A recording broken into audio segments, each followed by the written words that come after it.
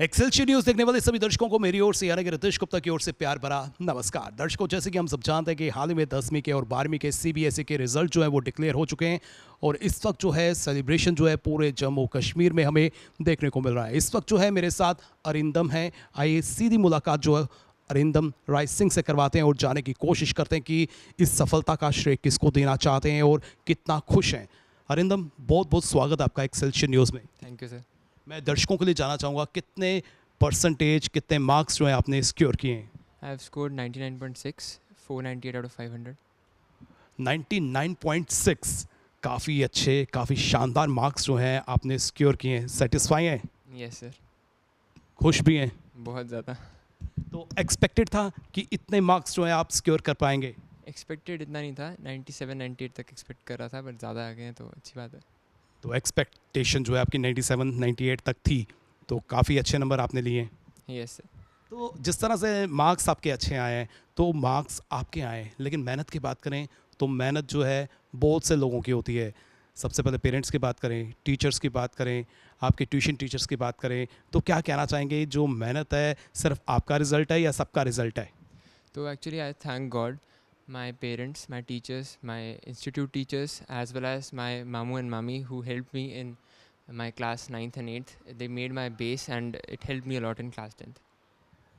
लक्ष्य क्या है आपका? एम क्या है? क्या लेकर चल रहे हैं? Actually, I'm aiming for IIT, so I hope that I will succeed. I will try my best. बिल्कुल कोशिश करेंगे तो सफलता ज़रूर मिलेगी। जिस तरह से आपकी फैमिली बैकग्राउंड की बात करें तो मम्मा जो हैं आपके एजुकेशन फील्ड में हैं और पापा जो हैं हेल्थ फील्ड में हैं, तो आपके माइंड में नहीं आया कि इन दोनों सेक्टर में से किसी में जाऊं? एक्चुअली आया तो था, पर बायोलॉजी थोड़ा सा मेरे लिए इतना कंफर्टेबल नहीं हूँ मैं बायोलॉजी में। मैथ्स एंड फिज़िक्स थोड़ा आई थिंक दैट वो मेरे लिए बेटर है। जैसे कि अभी आपका पहला पड़ाव है, 10th क्लास आपने पास की है, उसके बाद आपकी 12th होगी, उसके बाद आप कॉलेजेस में जाएंगे, तो क्या जो सिविल सर्विसेज है उनकी तरफ भी जो है आगे बढ़ना चाहते हैं? हाँ, सिविल सर्विसेज के लिए मैं शायद करूँ, क्योंकि एसएसटी में काफ़ी इंटरेस्ट है। एसएसटी जो है आपको अच्छी लगती है। और जिस तरह से 10th क्लास की पर्टिकुलर बात करें तो 10th क्लास की जो जर्नी है उसको किस नज़रिए से आप देखते हैं? क्या क्या डिफ़िकल्टीज़ जो हैं आपकी जर्नी में रही और कौन सा जो है ईजी पार्ट था? 10th क्लास एक्चुअली बहुत स्मूथ गई, क्योंकि स्कूल का एक काफ़ी अच्छा रोल था। सब ने बहुत हेल्प किया। टीचर्स एक रोल मॉडल की तरह थे।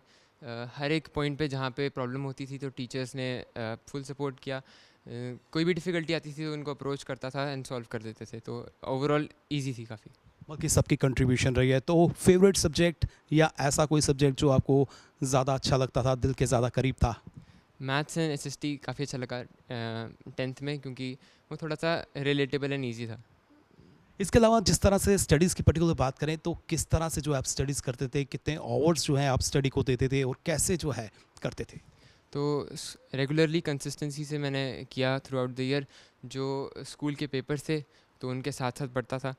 स्कूल रेगुलरली जाता था, तो 3 to 4 आवर्स स्कूल डेज़ पे एंड नॉन स्कूलिंग डेज़ पे 7 to 10 आवर्स के बीच में पढ़ लेता था। तो जिस तरह से पढ़ाई लिखाई आप करते थे उसके अलावा जो है बाकी एक्टिविटीज़ की बात करें, वो भी आप पार्टिसिपेट करते थे, कुछ खेलते कूदते थे, कोई शौक़ रखा है आपने? तो मैं स्केचिंग करता हूँ, बास्केटबॉल टीम में भी था अपने स्कूल की, एंड स्टेट लेवल पे मैंने खेला है स्कूल की तरफ से। जिस तरह से एकेडमिक ज़रूरी है, बाकी एक्टिविटीज़ को आप किस नज़रिए से देखते हैं कि वो चीज़ें भी जो हैं हमारी डेली लाइफ में, डेली रूटीन में होनी चाहिए? तो स्पोर्ट्स का एक काफ़ी अच्छा कंट्रीब्यूशन होता है हमारी लाइफ में। फिज़िकल हेल्थ के लिए और मेंटल हेल्थ के लिए काफ़ी इंपॉर्टेंट होता है स्पोर्ट्स, क्योंकि वो बैलेंस क्रिएट करता है हमारी लाइफ में। तो इसलिए स्पोर्ट्स को और एकेडमिक्स को साथ में पैरेलली लेके चलना पड़ता है। जिस तरह से एकेडमिक्स की पर्टिकुलर बात करें, पर्टिकुलर सब्जेक्ट्स की बात करें, कई बार जो है कोई टॉपिक जो है हमें परेशान करता है, कई बार हम प्रेशराइज्ड हो जाते हैं, कई बार जो है हम उसको समझ नहीं पाते हैं, तो क्या ऐसी कंडीशन जो है आपने फेस की? अगर की तो किस तरह से जो है इससे आपने निजात पाई? तो ऐसी कंडीशंस तो मोस्टली कॉमन है, सबके लिए होती हैं।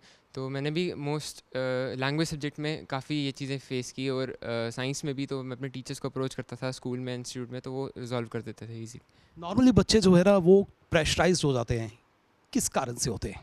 प्रेशराइज़ तो एक्चुअली मैं भी बहुत हुआ था। तो क्योंकि एक पीयर प्रेशर होता है, एक ये एक्सपेक्टेशंस होती हैं पेरेंट्स की एंड अदर रिलेटिव्स वगैरह की, खुद की भी एक्सपेक्टेशंस होती हैं, तो उस पे आना एक हार्ड वर्क और टाइम लगता है। तो जिस तरह से एक्सपेक्टेशंस सबकी होती है, आप एक्सपेक्टेशंस पे निसंदेह जो है खरा उतरे हैं। तो कहीं न कहीं जो है मैं आपसे ये भी जानना चाहता हूँ, जो एक्सपेक्टेशंस हैं अगर बाय चांस खरा नहीं उतर पाते तो? तो थोड़ा-सा बुरा फ़ील होता है, पर पेरेंट्स तो सपोर्ट करते हैं ऑब्वियसली उनको, मतलब अगर मेरे 95 90 भी आते या उससे कम भी आते तो सेम ही एटमॉस्फेयर होता अब। बाकी मार्क्स जो है वो इतने ज़रूरी नहीं है, जबकि ओवरऑल डेवलपमेंट जो है वो ज़्यादा ज़रूरी है। तो वो तो ऑब्वियसली ज़रूरी है, क्योंकि एकेडमिक्स के साथ-साथ आपको एक सोशल लाइफ़ भी बनानी पड़ती है, तो उसके लिए कम्युनिकेशन एंड फ्रेंड्स के साथ, फ्रेंड्स का बहुत सपोर्ट रहता है उसमें। एकेडमिक्स में भी बहुत सपोर्ट रहा फ्रेंड्स का, तो वो भी एक हेल्प करता है लाइफ़ में। बहुत से बच्चे जो हैं वो मेहनत करते हैं, निरंतर प्रयास भी करते हैं, लेकिन टॉपर नहीं बन पाते हैं। टॉपर बनने की क्या क्वालिटीज़ होती हैं?